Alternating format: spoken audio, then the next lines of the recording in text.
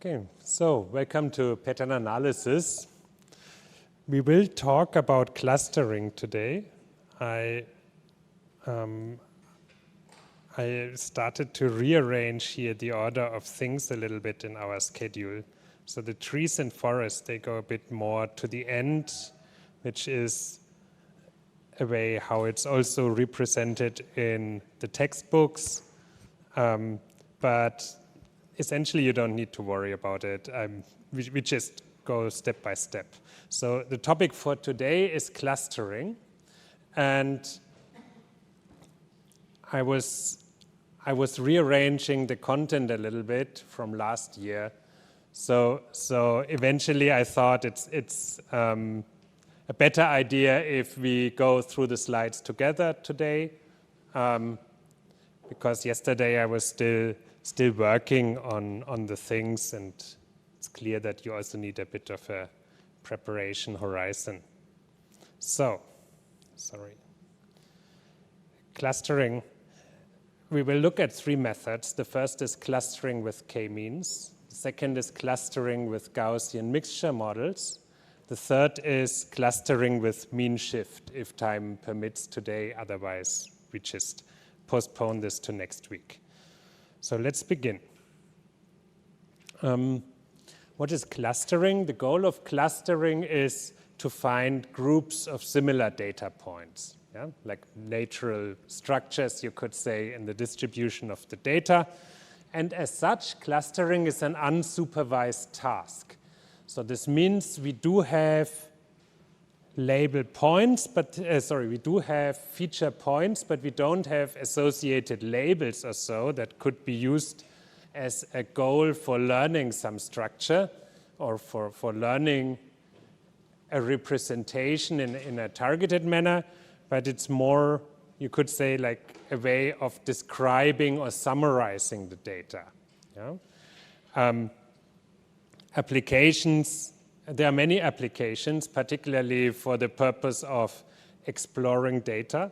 A famous use case is to look at gene expressions and to link them to certain types of diseases. There's an example in our textbook by Hastie, Tibshirani, and Friedman that I referenced down here in the footnote. You can have a look in section 14.3.8 if you're interested. There are also other applications, like what customer groups are visiting my shop. There might be different types of buyers, and that way to explore the data. It can also be useful for some sort of like blind mapping of unseen data to data that has already been seen. So there are a number of applications.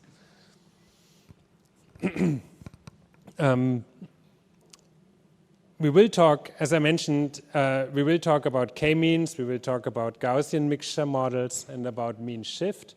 But just for the sake of completeness, there are also other approaches, very well known as so-called hierarchical clustering, or the converse is agglomerative clustering. There's a method that goes by the name of DB-scan. But they all are a bit ad hoc, so it's also a bit dissatisfying to look at them. But if you're interested, of course, you can look this up. Okay, so let's talk about k-means in particular. I think I would maybe believe that it's probably the most well-known or widely used clustering algorithm. Again, here, the literature reference, it's either in Hastie, Tibshirani, Friedman's book, or also in Bishop's book, is down there.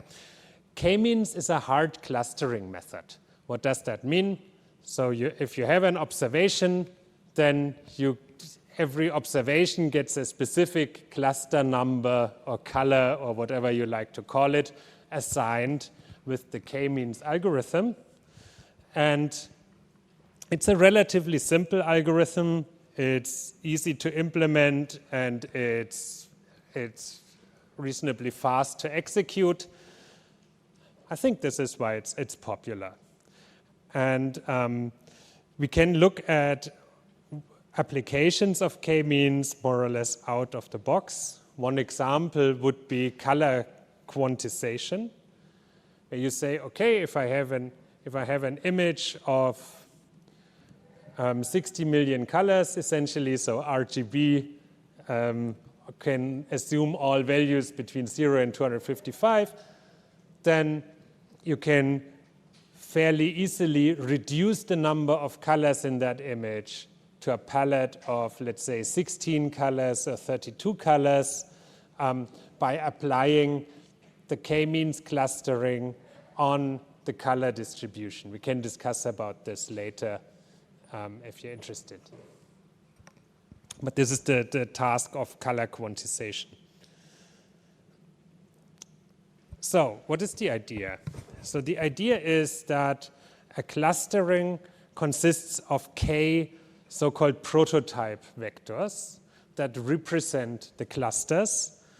And you can say, okay, if you have these k vectors in the space, then every point is assigned to that cluster that is closest with respect to some distance measure to the respective prototype vector.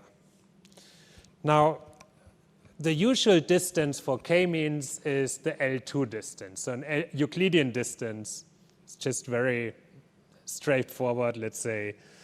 And if you think about the space as some halfway well-covered structure,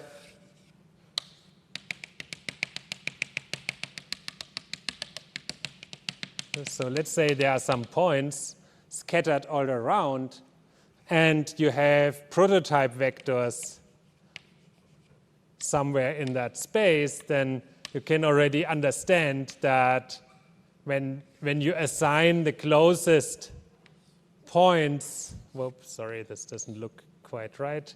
Anyways, if you assign the closest points to each of these prototype vectors, then they are kind of like in the center of their domain. Yeah, so it's not a center in a metric sense necessarily, no? Because it depends very much on the distribution of these points, but kind of.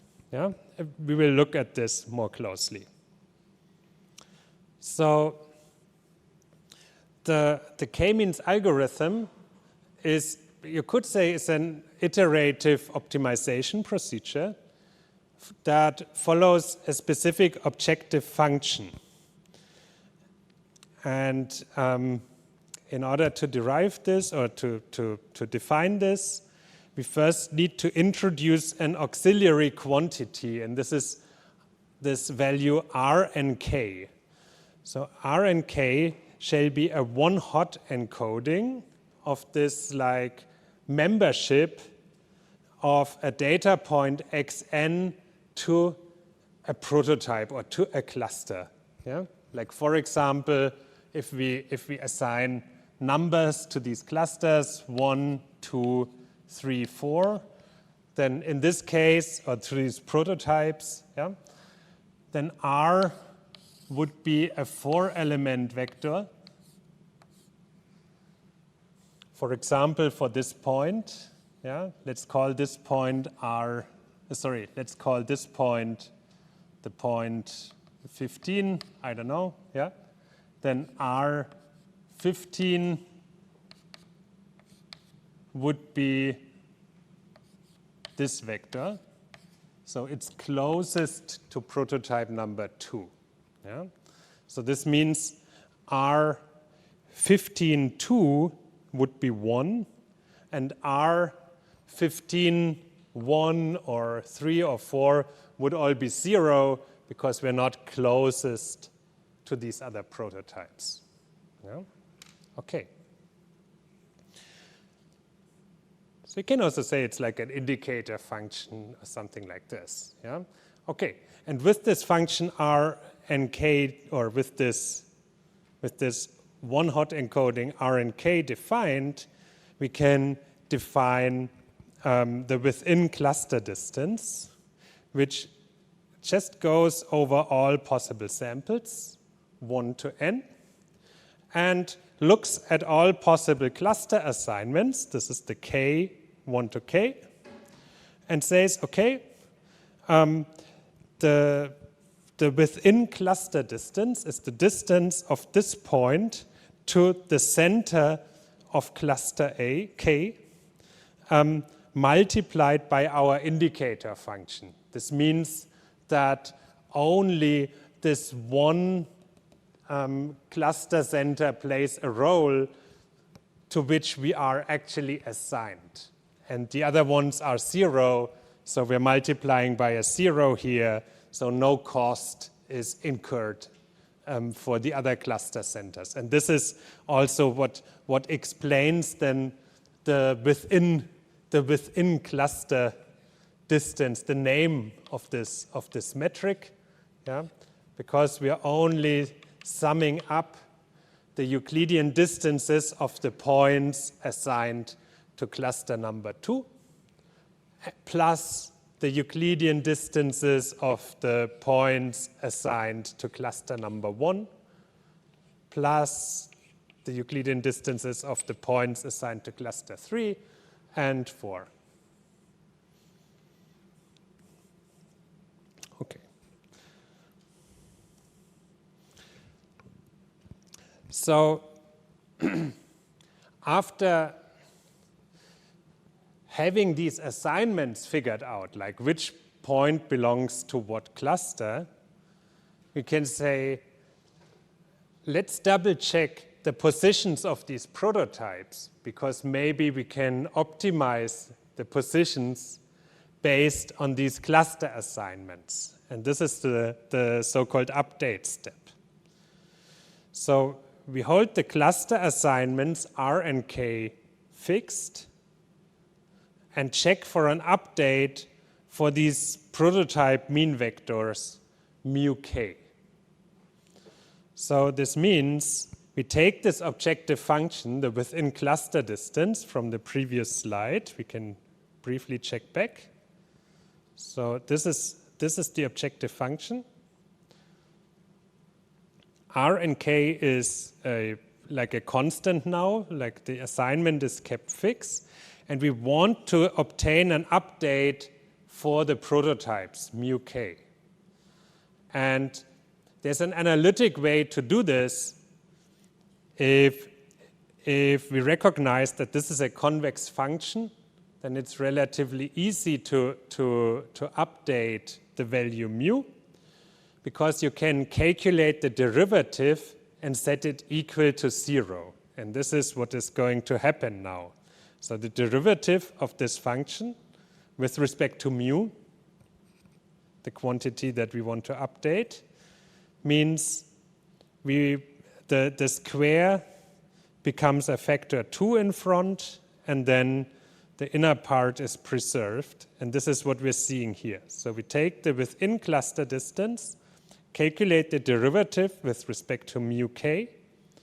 The square becomes a 2 of the derivative, and we have the sum over all points of R and K times xn minus mu k.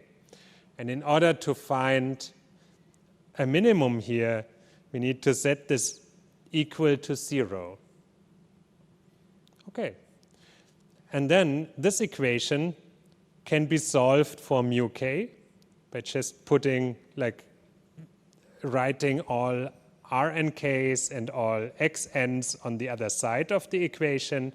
And this just gives mu k is the sum of all samples multiplied by R and K divided by the sum of all R and Ks. Yeah? The sum of all R and Ks is very simple to evaluate, because for every sample point there's one number 1 there. So this means if we calculate the sum over all, well,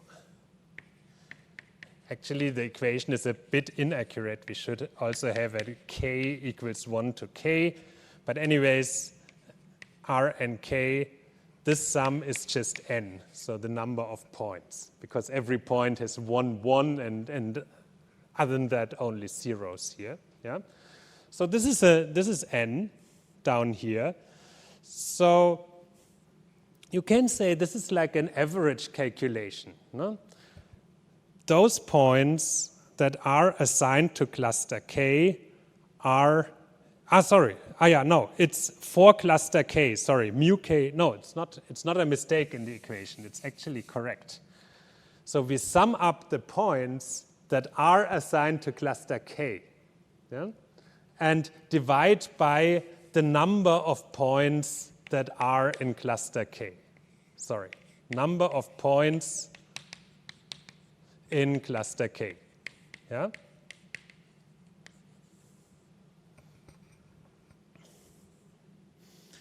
So this is an actual mean calculation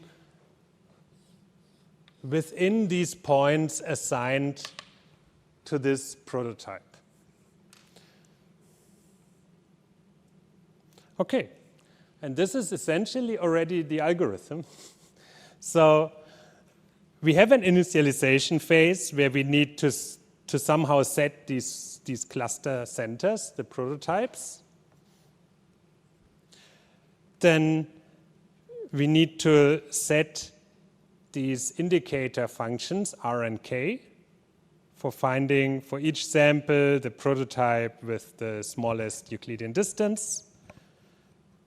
And then having these R and K, every prototype is updated with the mean of the assigned samples.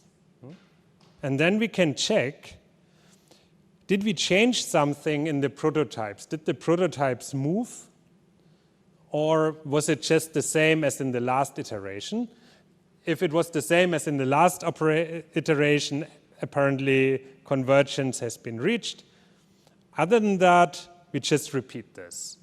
So these two steps, set the R and K and update the associated means, are the two steps that are iterated until a stable state, let's say stable clustering, is found. So yeah. And then we can wonder, okay, if we do this iteration until nothing changes, is this really a necessary condition that we reach a state where nothing changes? And this can act, it's not so hard to prove this. One can show that K-means must converge because, I mean, the sample positions themselves are fixed, right? So if we want to change something in these prototype assignments, then essentially what one can show is that this leads to a lower within cluster distance, and it cannot be arbitrarily low. No? So we can think about, okay, if we have n sample points and also n prototypes, then we could assign to every sample a prototype, and then we would have a within cluster distance of 0. This is like the rock bottom. No? But usually we wouldn't do this because it's not a meaningful clustering. No? So if we have a smaller number of clusters, like here, the 4 clusters or something like this, no? Then there's also an a lower limit on the within cluster distance, no? Which is larger than 0, obviously, no?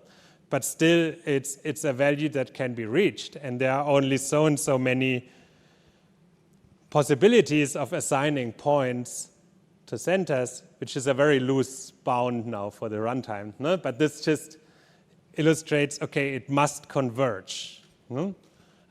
Interesting thing is it's actually not so slow. So it doesn't take too many iterations to converge in practice. So in that sense, it's pretty good. What is a bit worse or maybe a bit disappointing is that the type of solution is not globally optimal in general. It's a locally optimal solution. What does that mean?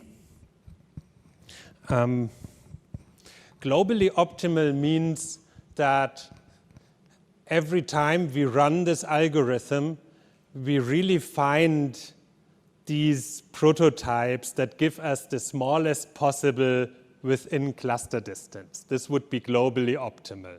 Yeah? But this is not what we are getting. We only get a locally optimal solution.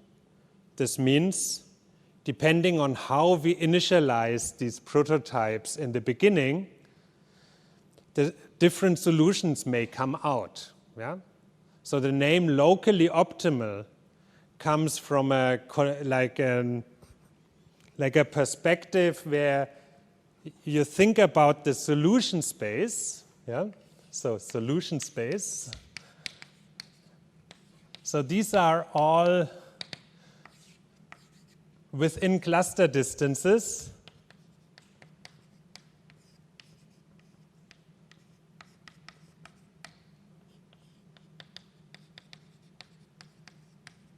And here we have different positions, you could say distributions of prototypes. Yeah?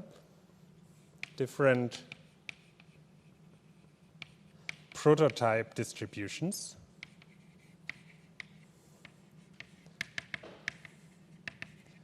And you could, for example, say, okay, I make a random initialization of my prototypes. And this gives me, I don't know, this is position index. Assume I could enumerate all these positions. Yeah, it would be at position index here. And this gives me a within cluster distance of so-and-so. Now we said every iteration reduces the within cluster distance. Yeah? Okay. So you can imagine this as traveling through the space of possible prototype distributions towards a location where we have a minimum in the, this is our minimum within cluster distance that we find.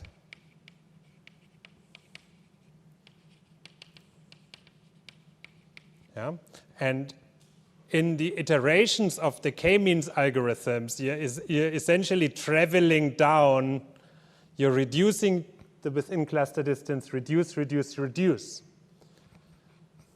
But the method being locally optimal means that it has no clue what happens outside of this local improvement or this local optimization that is going on here. Yeah? Because maybe for some other prototype distributions, better solutions are possible. Yeah? But we just can't know. And this is what locally optimal means. No? For example, maybe if we had started a little bit more to the left, maybe we would have found this. And this would have been a better solution, no? But we never saw this. Yeah? So we never saw this part of the space.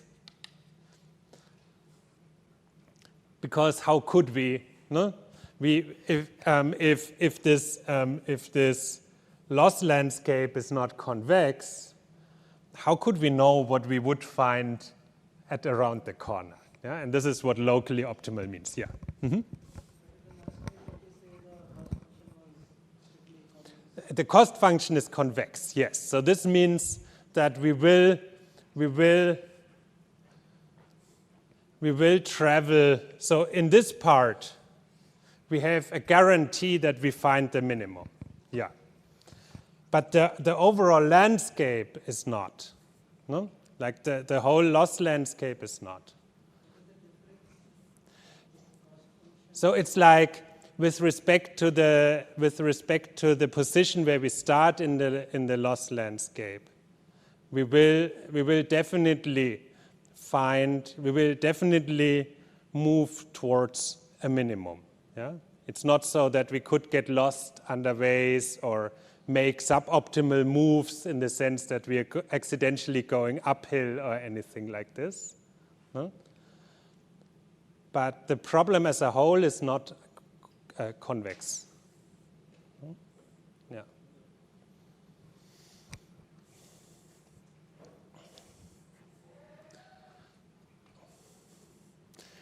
Yeah, this is a bit confusing.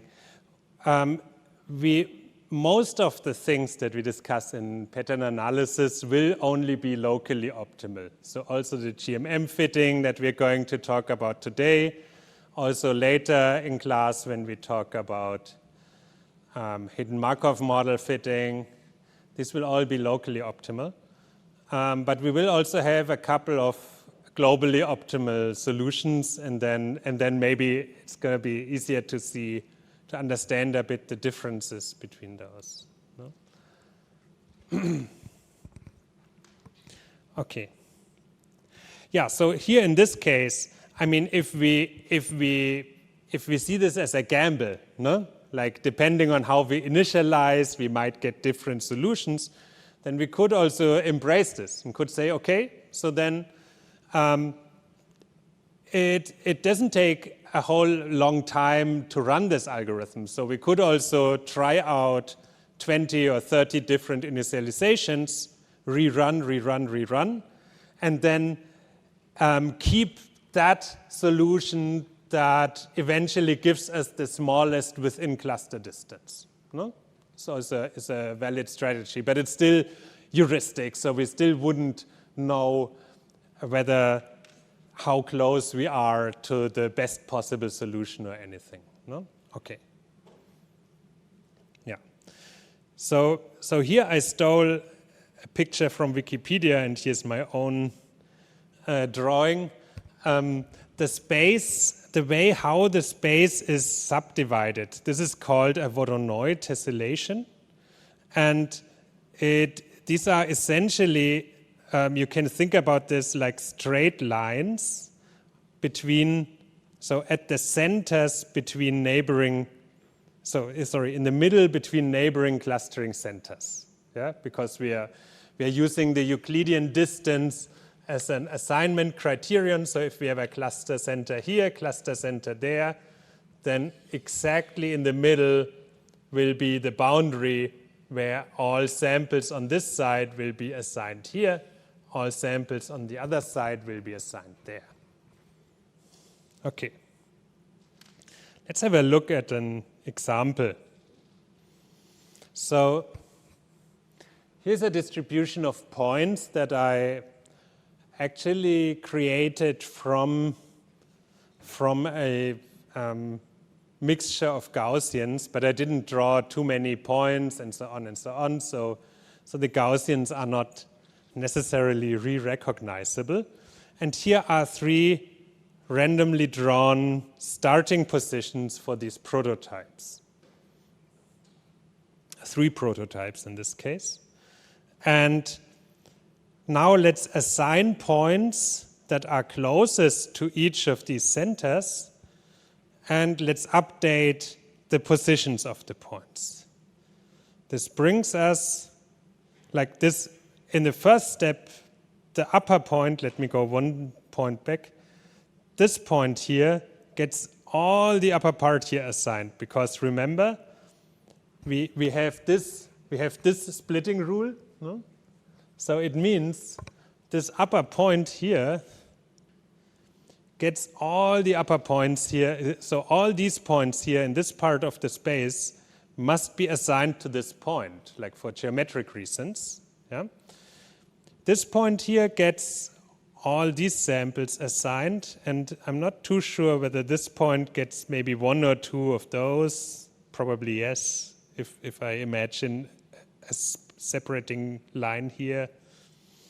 Okay, so this implies that if we update now the positions of the points, this upper point here makes a huge jump here northwards, because here are all the points that got assigned to this one.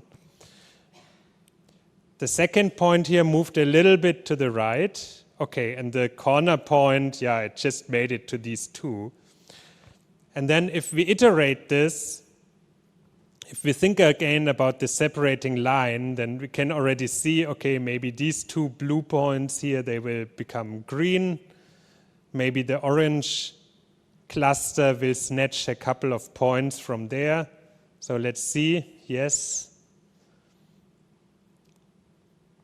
And then again, if we imagine the separation between these 2 points somewhere here, probably the green one keeps snatching, yep.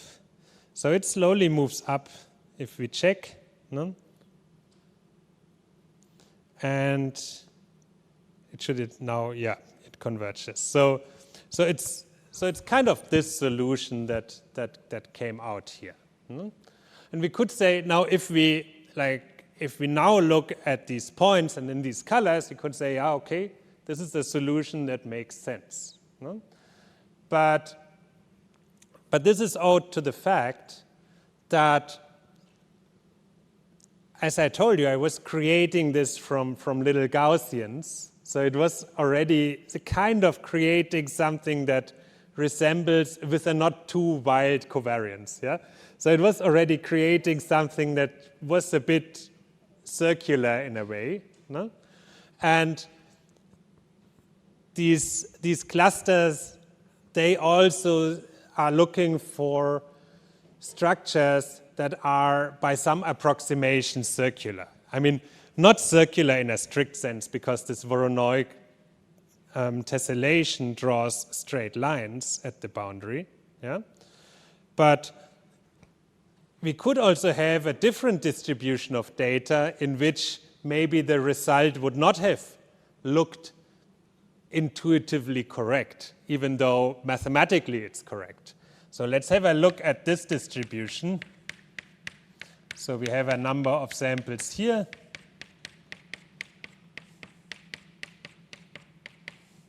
And we have another generating process creating samples there.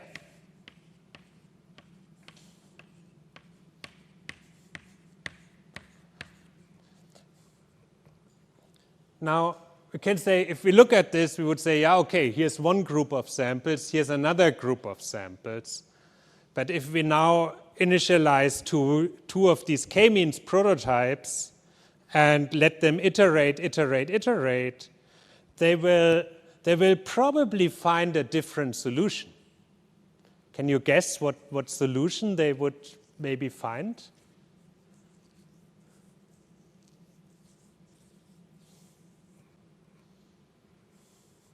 So let's put a prototype here.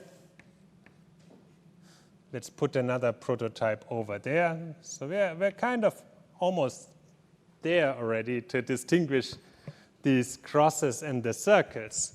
But what might happen?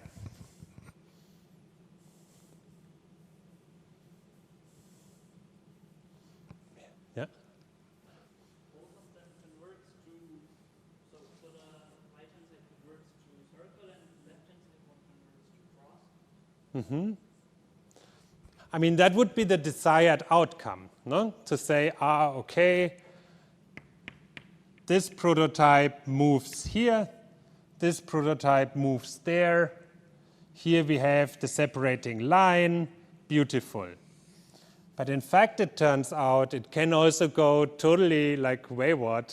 and if we start here like with a little bit of an offset, and they start with a separating line like this. I mean, okay, I'm over-exaggerating a bit now, but if this would be the starting separating line, you can already see how things go in the wrong direction. Because in the next iteration, this one would settle in here in the southern part, whereas this one here might settle in the northern part. Let's give it another sample here. And then as they iterate, so and then this north-south divide becomes more extreme. And we end up in a solution where the northern guy sits right in the middle here in the north, happily, and the southern guy sits here, and I mean, they say, yep, here are my two clusters, but they don't look the way how we would appreciate this to look. No? Like they are just wrong in a way. No? But mathematically, it's fine because the Euclidean distance, essentially, it's all the same along a circle. No? Like all these points along that circle have the same Euclidean distance. No? And this is the influence that the points have. So if we draw a separating line and then we have a couple of very distant points that contribute a huge distance to our mean calculation, then it might just jump there and then end up with that solution. It's also a possibility. Yeah? So I think it's not a terrible problem in practice, but I'm just trying to raise your awareness that with the choice of the distance measure, and in this case, we choose a Euclidean distance, which has let's say, a built-in bias towards circular structures. No? It might be the case that if our actual clusters are very elongated, we're just not going to catch it, yeah? Because we are searching for something circular that fits halfway as well, and then just an undesired solution might come out. Yeah, but I don't want to talk too bad about the k-means algorithm because it's really a little like a handy, quick, and easy to program and so on method. Yeah, okay. Let's talk about Gaussian mixture models. So this is a bit of a repetition.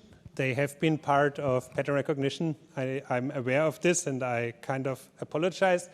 But I want to build also later parts of the lecture on Gaussian mixture models. So let's just talk about them, even though some of you are well familiar with them. Okay, what is a Gaussian mixture model? You can say, well, it's a way of representing a density in the first place using a number of normal distributions, k, like the k in k-means, as we will see in a minute. And these normal distributions, they have means, they have covariance matrices, and they have a weighting term, pi k. Yeah? And with this combination of weights, covariances, means, we have a very flexible tool of representing essentially arbitrary densities, yeah? If k is large enough and so on. No? Okay, the equation itself is fairly simple, so they are just added up. Yeah? So you can think about them like in the 1D case, no? That you can say, okay, if I have a mean here and some like standard deviation and another mean here with maybe a bit of a wider Gaussian with a standard deviation 2. We also have a weighting term. They would just add up. So not right now, if I add here these overlapping parts, if I add them up, I get something that looks like this. But I could also use this weighting term actively, no? to really bump one of these two curves up, or make one really small, or the other way around. I could use a very narrow standard deviation to have a very localized spot here in my sum. So if you think about a sum of Gaussians in terms of function approximation, it can be a very flexible tool. Okay. For us, it's the underlying representation, or it will be the underlying representation for clustering. But, okay, one step before that. So we can say it's a parametric model, parametric in the sense that a small limited set of parameters describes these functions, weighting term, mean, and covariances. And the purpose for clustering is that we can say, okay, one mixture component, so one of these Gaussians, now shall describe one cluster. Yeah? And the likelihood, we can then define a likelihood function that defines the degree of cluster membership to cluster 1, cluster 2, and so on, in order to account for the fact that technically all these Gaussians have like infinitely long tails. No? But the likelihood for each of these Gaussians is different at different positions. So, and we could use this to say, this is cluster 1, this is cluster 2, and so on. No? Okay. Or if we don't decide for the most likely cluster, but take the likelihoods as is, then we have something like a distribution that tells us, okay, this mostly looks like cluster 1, but it could also be to a certain degree cluster 2. And in that sense, it would be a soft clustering version, you could say, or variant to k-means. Yeah.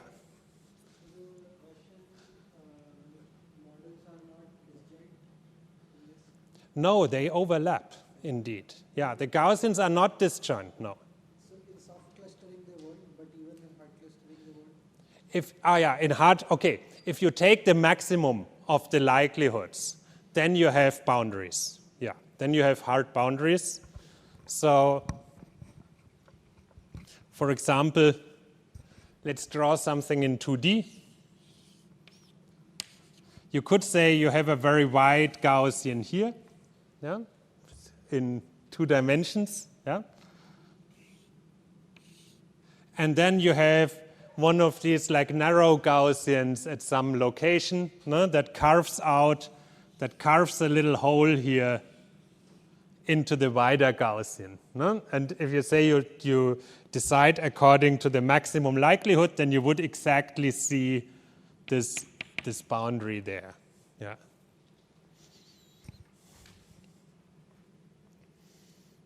Okay. Now, if you look at the book by Bishop, Gaussian mixture models, somewhere chapter 9, then he's describing these Gaussian mixture models in terms of hidden variables. So it's a joint distribution consisting of hidden variables and observations. Yeah. So, and in that sense, one can say, yeah, it's a generative model of sorts. We will investigate this in a second more. Hidden variables, let's write them as variables Z or Z, and observations X. And then the density that we are actually observing, P of X, this is a marginalization of the full, the complete model consisting of observations and hidden variables. So the hidden variables are what somehow creates the data, or what is somehow, as I showed you for the k-means, where I told you, I used 3 Gaussians to create that data, this would be the hidden variables that create the things that we see. And marginalizing over them gives only the observations. So this is the general idea. We will look at this more closely in a second. And what you can then do is you can say, okay, this joint distribution, I can rewrite this as a prior of the hidden variables times a likelihood function that says what is the probability of making an observation X given these hidden variables that we have. And now to come to this cluster interpretation, then Z would be the cluster membership. So what would be the prior probability that I'm looking at cluster number 2? And what would be the probability that I'm seeing an observation X if it would have been created for cluster number 2? So this is like the generative view on this clustering problem. Here's an example right away. I took it from Bishop's book. So here on the left is the generation process of the data. So what Bishop did is he just defined 3 Gaussians with 3 means and associated covariances, associated weights, and then started to sample data from these Gaussians with ancestral sampling. So this means first roll dice from which component something shall be created. This is the component weight. Yeah? And then if you made a choice for a component, then draw from that respective Gaussian and write down that sample. Okay, so this is the generating process. In a way, you could say this would be the ground truth for clustering. But of course, this is not what we observe. The data that we observe is what we see in the middle. Yeah? We don't have these labels anymore. We don't know what components these were and so on. It's all just data. And then you can say, okay, but what we do actually with fitting a Gaussian mixture model to the data is that we perform some form of inference where we are inferring from the observations from our perspective, the most plausible clusters, no? The 3 most plausible clusters. And what we see is, yeah, like in this example at least, it kind of recovers the structure. There's a bit of a transition region here where we are not really sure, are these green points or are these red points? And similarly here, where we have a transition between the green and the blue, this is due to the overlap of these Gaussians. No? But this is what can be inferred from the observations. No? Okay. Yeah, here's a short remark that I don't want to fully discuss, but I also didn't want to not tell you about it. So the question is, why go through all these lengths with these hidden variables and the observations and so on? And I think the reason is that people sort of learned this through painful experiences. So one could also, because what would be the alternative? An alternative would be to maybe aim for a direct maximum likelihood fit for these multiple Gaussians, no? Gaussian mixture model. And this is not implausible because, as we know from pattern recognition also, no? If we have a parametric model, if we want to fit a Gaussian, this is exactly what we do, a maximum likelihood fit of one Gaussian to the observations.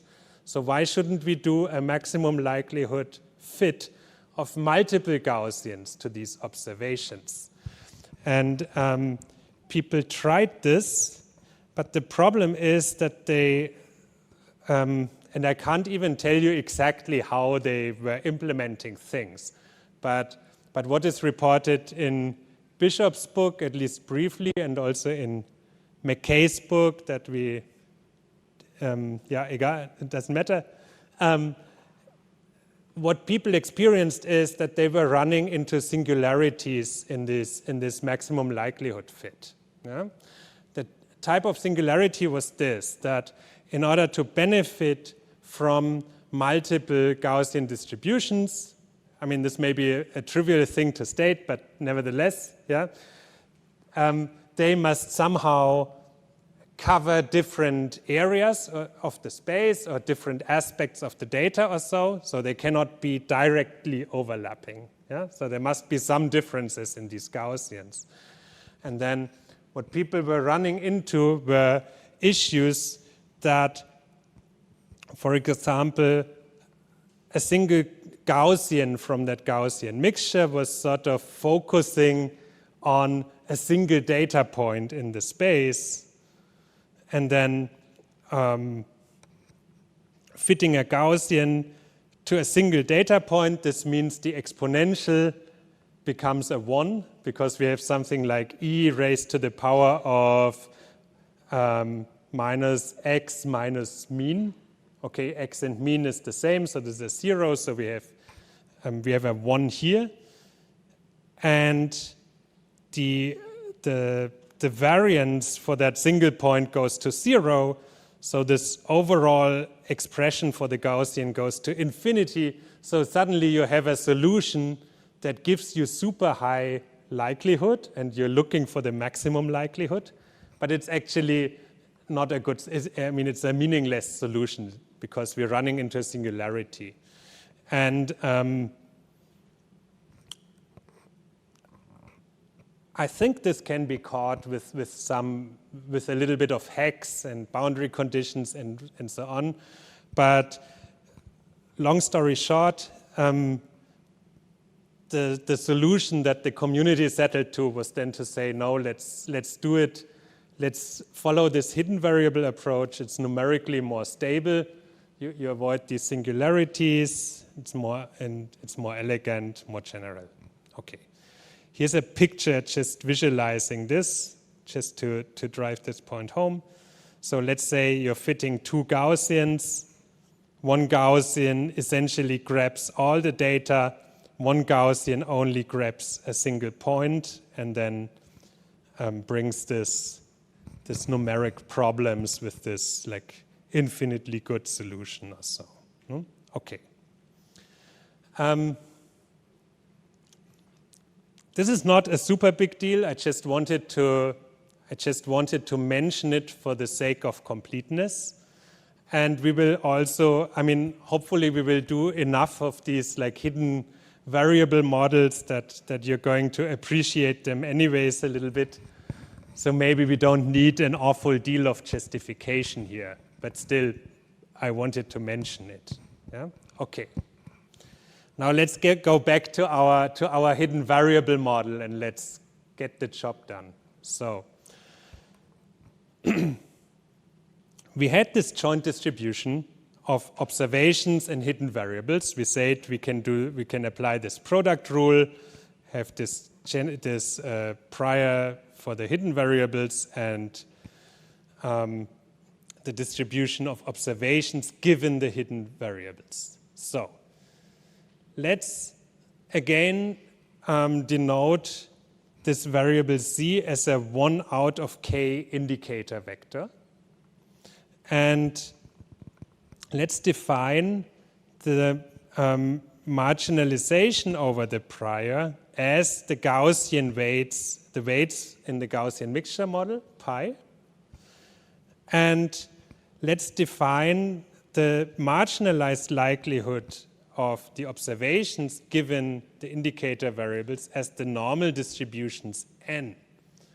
Then we can establish an identity essentially between our probabilistic formulation and the usual way, let's say, of writing a Gaussian mixture model. And I wrote them both below each other just to make this, this mapping clearer.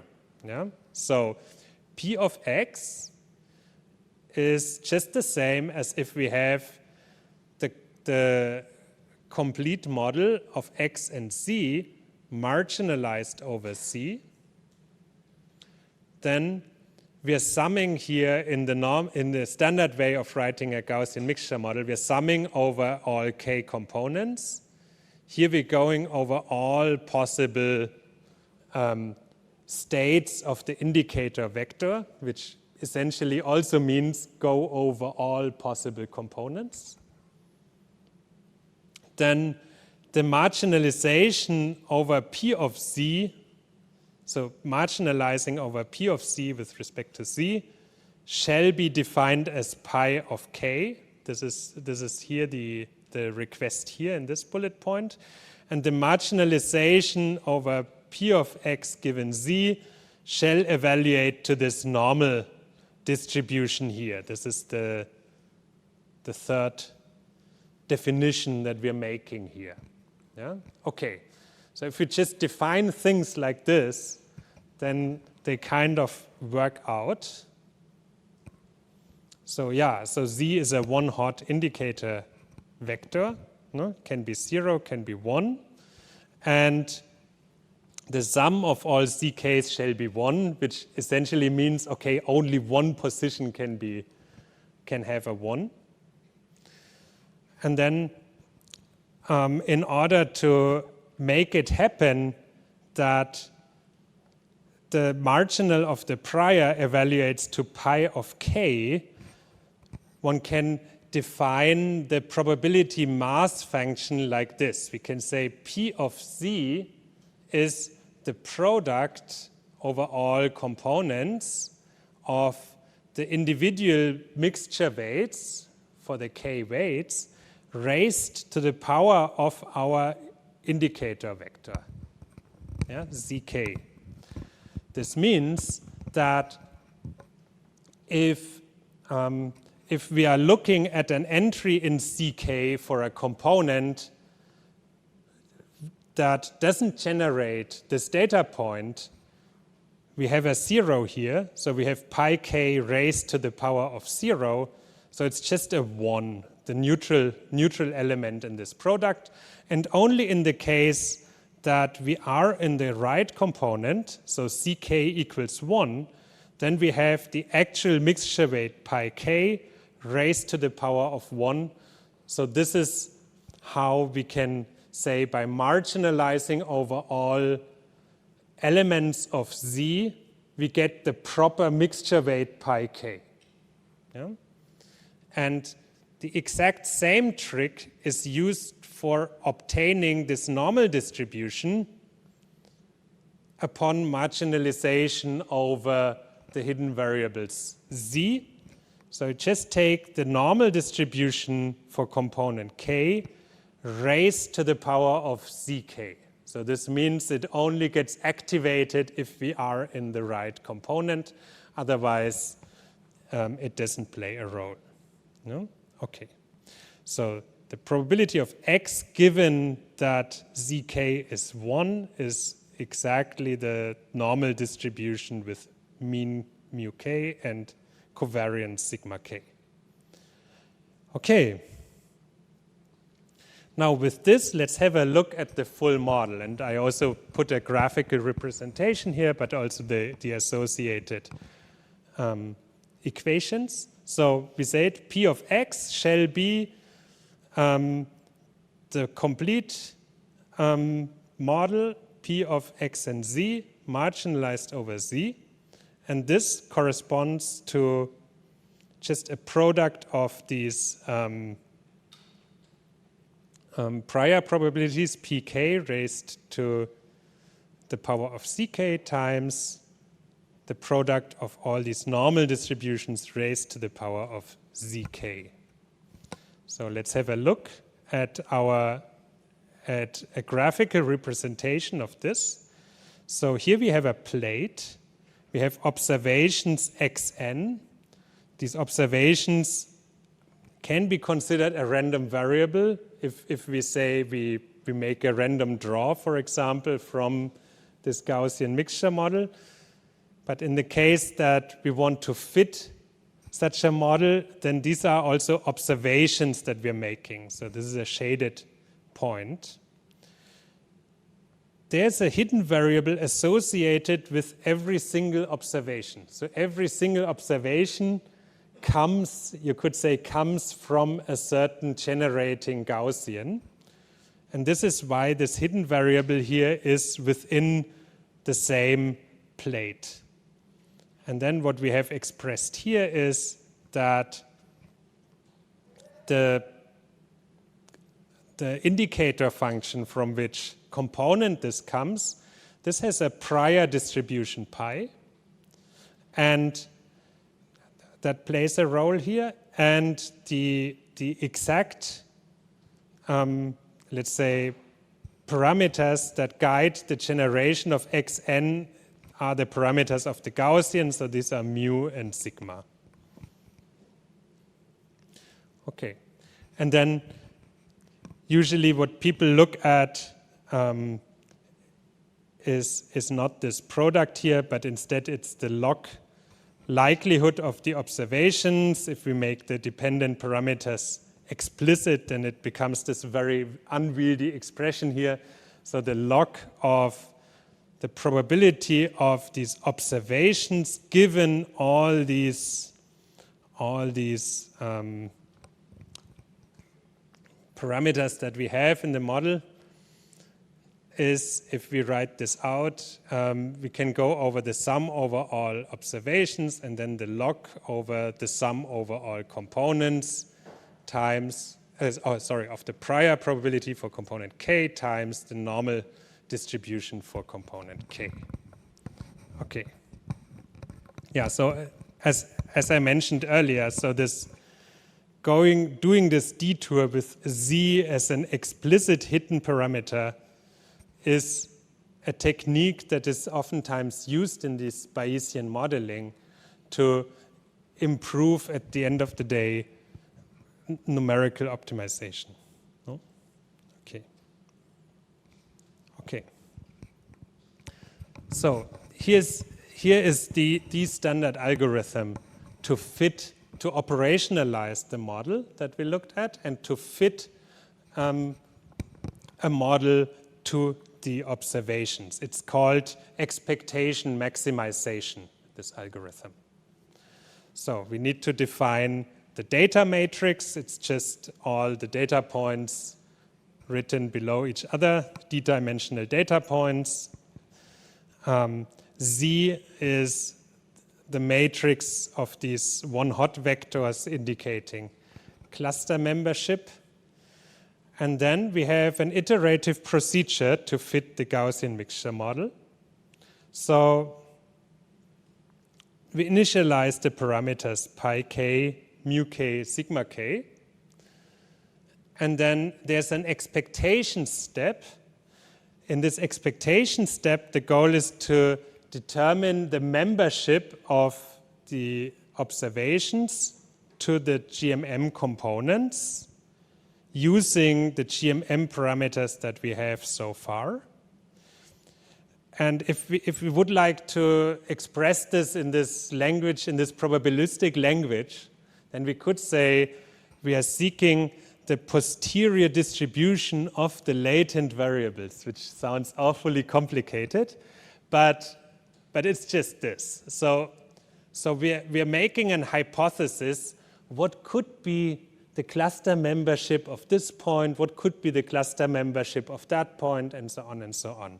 Given the observations, of course, and given also the parameters that we currently have. Yeah? Okay. And if we have these assignments, then we can do a second step. This is the so-called maximization step. These assignments, the posterior distribution of the latent variables is fixed now. And we now seek to optimize the parameters mu and the covariance matrix and the weight vector that actually constitute the Gaussian mixture model. Yeah? So let's have a look at this, how we can say this in a probabilistic way. No?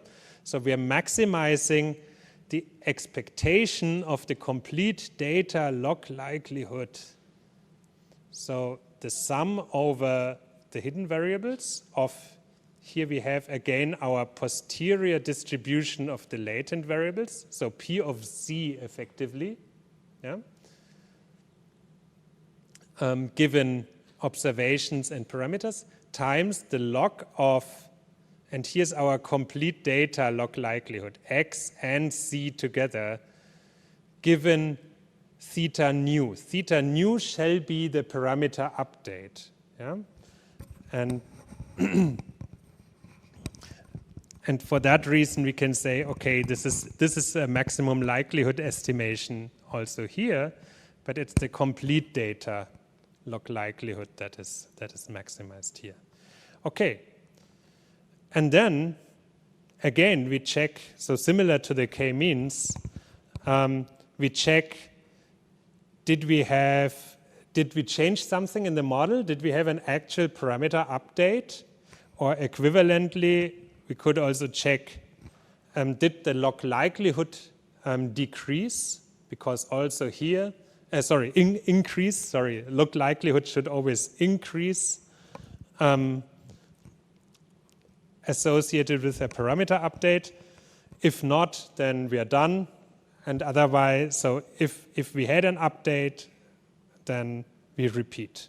Yeah? So it's that iteration. Okay, so let's have a closer look at the expectation step. Yeah? So let's introduce a variable gamma, zk, and this variable is usually called responsibility, and it indicates the degree of membership of a sample to the component. Yeah? So this is the probability that we are having here component k for sample x. Yeah? And this can be, like with Bayes' rule, we can write this as the probability of having cluster zk times the probability of making the observation given that we are having cluster k, normalized by all possibilities. It could be from cluster 1, could be from cluster 2, and so on, multiplied with the likelihood that we would see this data point from that cluster. So this is the evidence, no? This is the prior, this is the likelihood, this is application of Bayes' rule. So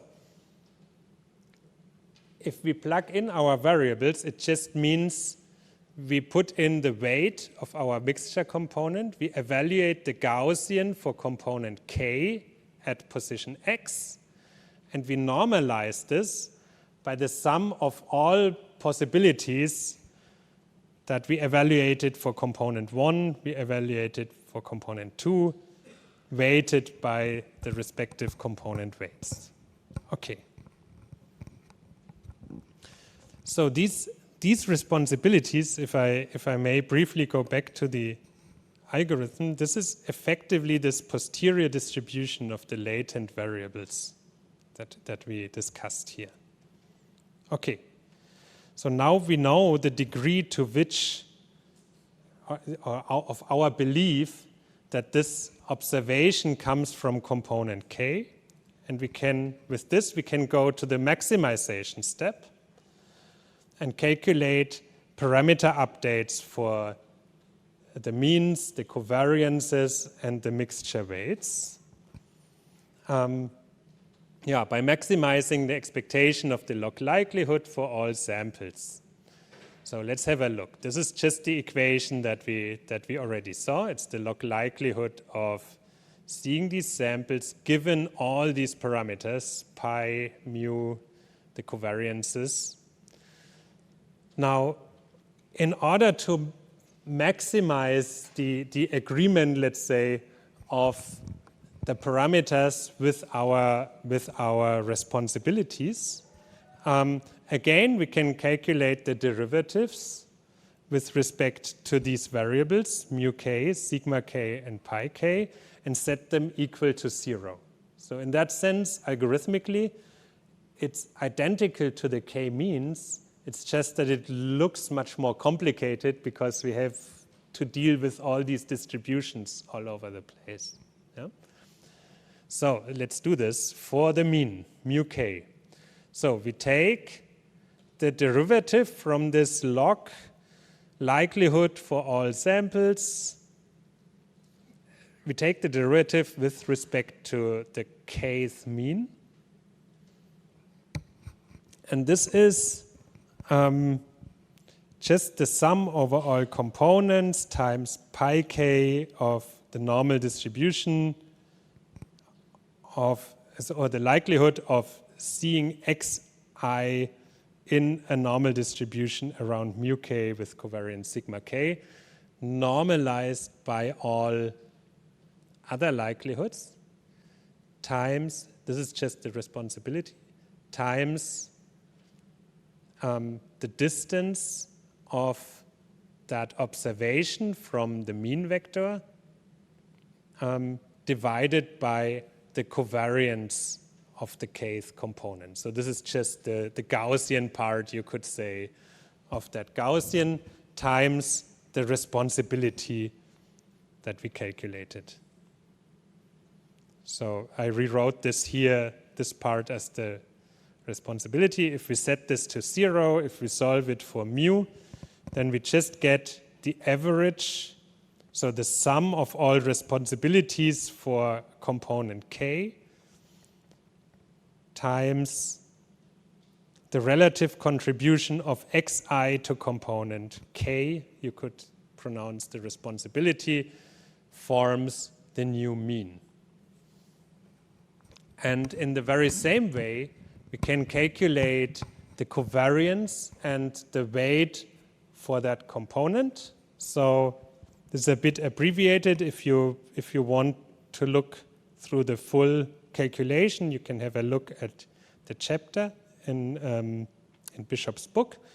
So the covariance update again has a weighted component of all samples like that are assigned to this cluster K, or their respective contribution to cluster K. We sum over all observations, take the responsibility of that observation for cluster K times, and here we have a very typical covariance calculation, xi minus mu k times xi minus mu k.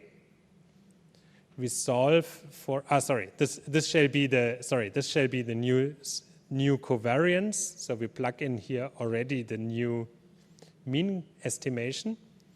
And then we can calculate new weight vectors, which is just the relative contribution of all samples to cluster K divided by the total contributions of all samples to all clusters.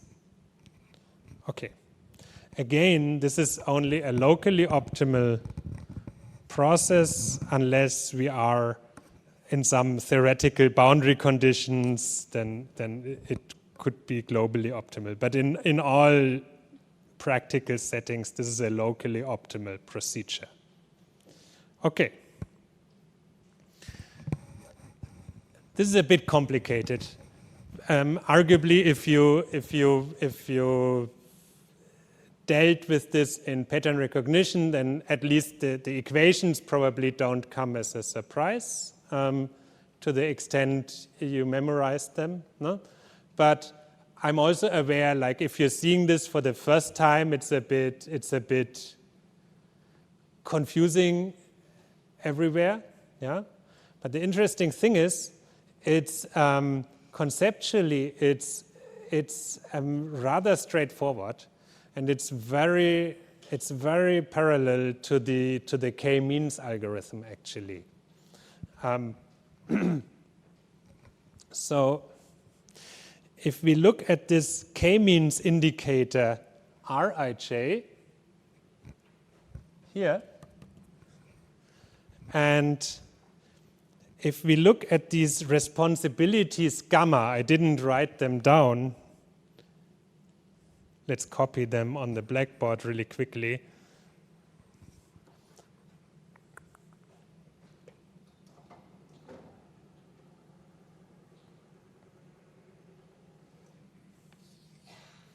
So gamma of ck is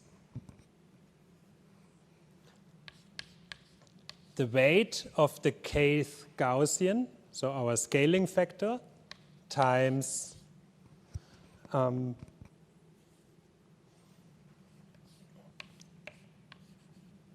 the likelihood of observing this sample for this Gaussian, so with this mean and this covariance matrix, divided, is just a normalization by the overall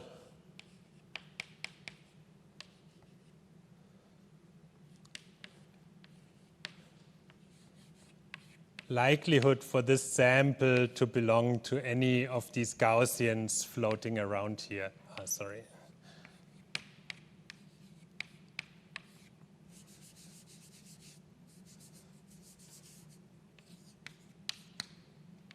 So this is the responsibility.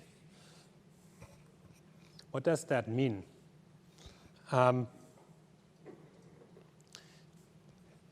Here for the R, we had a very binary assignment. Sorry. We had a very binary assignment. Okay, we are closest to prototype number 2, so here's our 1. Yeah? What does this mean? So this essentially means, if we return, for example, to this picture, like two Gaussians, we have one very wide Gaussian here in this 2D space, and we have one very narrow Gaussian here, for example. Yeah? We look at a specific sample position. So let's say this is our position of interest. Here's our vector x. And we evaluate both Gaussians numerically. Like, what is the likelihood for seeing this x in this Gaussian? So let this be our mean number 1. Let this be our mean number 2. And here we have the covariance 2. I mean, okay, the covariance is a bit stupid to draw. But anyways, covariance 1 for the wide Gaussian. Yeah? And we have a weighting term that determines the overall scaling of these two Gaussians. Yeah? Okay. Now we can evaluate them. Like, we can literally plug this into the Gaussian equation and do the proper normalization in front. So something like x minus mu1 sigma inverse. This is a transpose, probably. Let me try to not screw this up too much. But anyways, we can evaluate this Gaussian and get a number out of this. No? So for the first Gaussian, this likelihood could be something like 0.1. Yeah? I'm inventing numbers here, obviously. For the second Gaussian, okay, it's very steep, but this also means it falls off very quickly. No? So probably by the time that we are here outside, it's very close to 0 already. No? So maybe gamma of C2 is something like 0.005. Yeah, okay. We normalize by the sum of those two. So this means we add 0.1 and 0.005. This gives us a responsibility for this first component that is huge. No? It's like 0. So the gamma 0.1 needs to be normalized. So divided by 0.105. So this is almost 1. Yeah? And the second component is effectively 0 because now, because we are dividing it by a much smaller value. No? So we will have a high responsibility for this first component, a lower responsibility for the second component. So in that sense, we don't have a binary 0 or 1 here, but we all have, you could say, values between 0 and 1 across these components, depending on how close we are there and what these mixture weights are. Yeah? Okay. And this responsibility then is used as a weighting term for updating if we are estimating a new mean and if we are estimating a new covariance, then for every sample is considered to the extent that it belongs to this respective component. So for example, now with such a low responsibility for the second component, when it comes to updating the values for that second component, we wouldn't consider this point very much, no? Because it's already kind of outside the scope. We could say no? It belongs more to this first component, so it will mostly play a role for the update of the first component. No? You can think about it like this. But other than that, it's really not so different from the k-means algorithm. So we have now these likelihoods that we're using. So these values that are non-binary and make the cluster membership. No? Okay. But other than that, both algorithms are really run very much in parallel, analogously. So let's go really quickly through this. So the k-means indicator Rij and the EM responsibility gamma zk play analogous roles. Both indicate the assigned cluster, either in a hard setting or as a distribution. Both are determined in a step where the expectation about the hidden variable is calculated. That is, the expectation about the cluster membership. And then both are fixed when the actual parameters are updated. So the means, and if we're talking about GMM fitting, then also the covariances and the weights. I forgot to list them here. Yeah, and the main difference is that Rij is a binary variable and this gamma zk is a distribution. And for that reason, k-means offers hard clustering, GMMs soft clustering. I think in these slides I don't have that animation, but we can have a look at the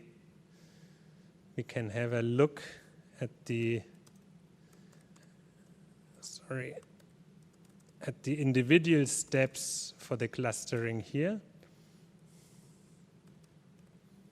So let's check. Yeah. So I used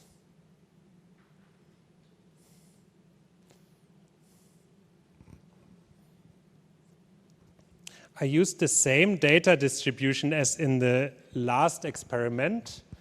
I kind of forgot why the starting points are here, because I thought I had chosen the same starting points. But never mind.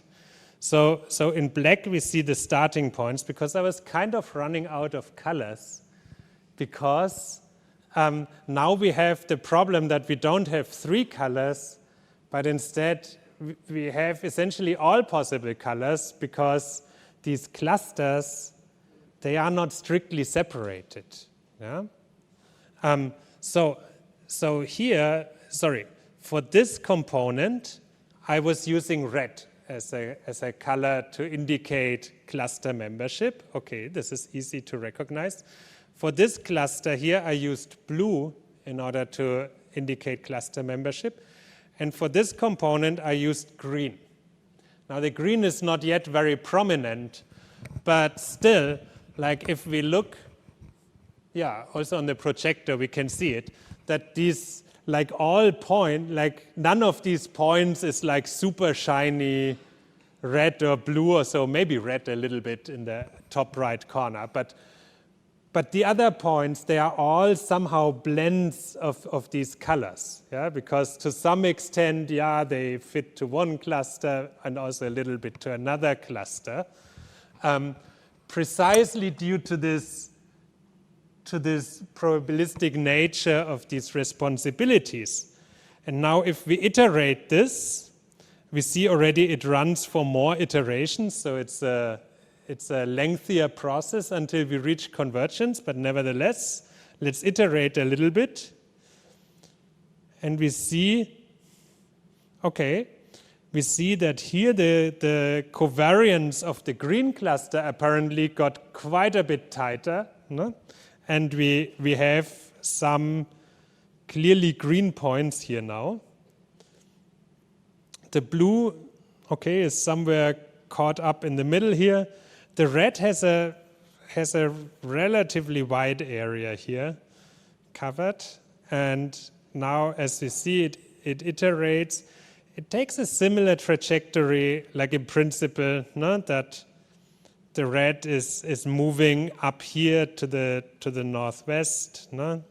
The blue one is somehow moving a bit to the east. The green one is down here. So let's trace it a bit further. And you see like these points here, they changed from red to now they are purple. And the way how the blue cluster is moving, probably they are going to be super blue soon. Yes, here they are. Whoops, sorry. This is this is the final state then of this clustering. I mean, so let's look from the beginning again, and let's have a look at the color transitions. So these